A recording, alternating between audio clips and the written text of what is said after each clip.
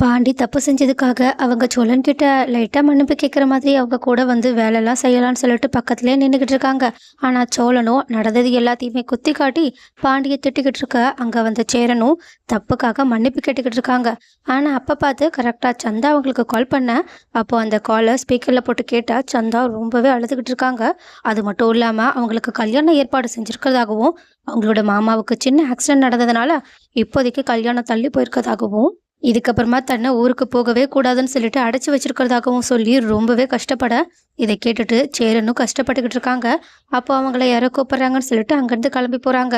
உடனே சோழனும் பாண்டியும் பேசாம நம்ம அவங்க ஊருக்கே போயிட்டு சந்தாவை கூட்டிகிட்டு வந்துடலாம், ஏன்னா நிலமை சீரியஸாக இருக்கும் போலன்னு தோணுதுன்னு சொல்ல, ஆனால் சேரனும் அதெல்லாம் வேண்டாம், அதான் இப்போ கல்யாணம் தள்ளி போயிருக்குன்னு சொல்லி சொல்கிறாங்கல்ல, எல்லாம் சரியாயிடும், நீங்கள் தேவையில்லாத வேலையை பார்க்காதீங்க, நான் அங்கேருந்து போகிறாங்க.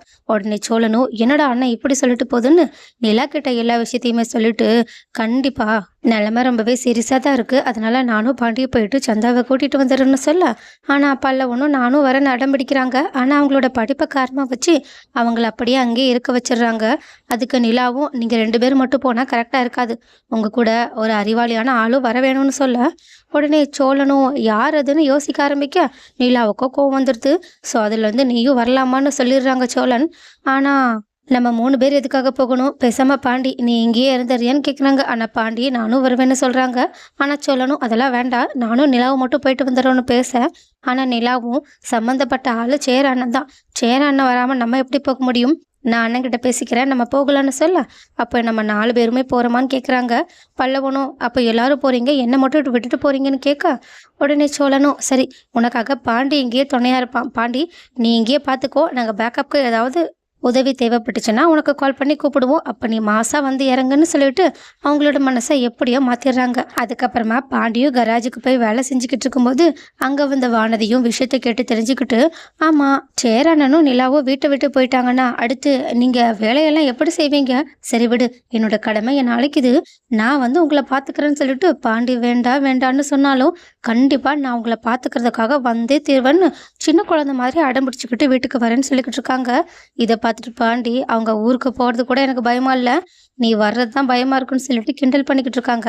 ஆனால் இன்னொரு பக்கம் சோழனும் எல்லாத்துக்கும் மேலே ஷாக் கொடுக்குற மாதிரி 25,000 கொடுத்து 3 பேருக்கும் ஃப்ளைட் டிக்கெட் புக் பண்ணி எடுத்துகிட்டு வந்திருக்காங்க.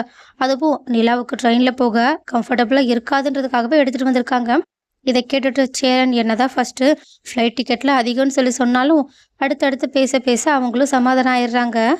ஸோ ஒரு வழியாக அடுத்த நாள் காலையில் எல்லாருமே ஃப்ளைட்டுக்கு கிளம்புறதுக்காக ரெடி ஆகிட்டு இருக்க, அங்கே கரெக்டான சமயத்தில் வானதியுமே வந்து சேரன்கிட்டையும் நிலாக்கிட்டையும் நீங்கள் எதை பற்றியும் கவலைப்படாமல் பொறுமையாக அவங்களோட பயணத்தை தொடர்ந்து போயிட்டு வாங்க, நான் இந்த வீட்டை பார்த்துக்கிறேன், கண்டிப்பாக நீங்கள் என்னெல்லாம் செஞ்சீங்களோ அதை விட நல்லாவே நான் இந்த வீட்டுக்கு செய்வேன்னு அப்படியே பெருமையாக பேசிக்கிட்டு இருக்கா. ஆனால் சொல்லணும் சரி சரி பேசினது போகுதோ, டைம் ஆயிடுச்சு வாங்க கிளம்பலான்னு அவங்க அங்கேருந்து உடனடியாக அவங்கள கூட்டிகிட்டு போயிடுறாங்க. இதை பார்த்துட்டு வானதியும் என்ன நான் பேசிக்கிட்டு இருக்கும் போதே சோழன் இப்படி கூட்டிகிட்டு போயிட்டாங்கன்னு லைட்டாக பாண்டிக்கிட்ட கடுப்போடு பேசிக்கிட்டு இருக்காங்க.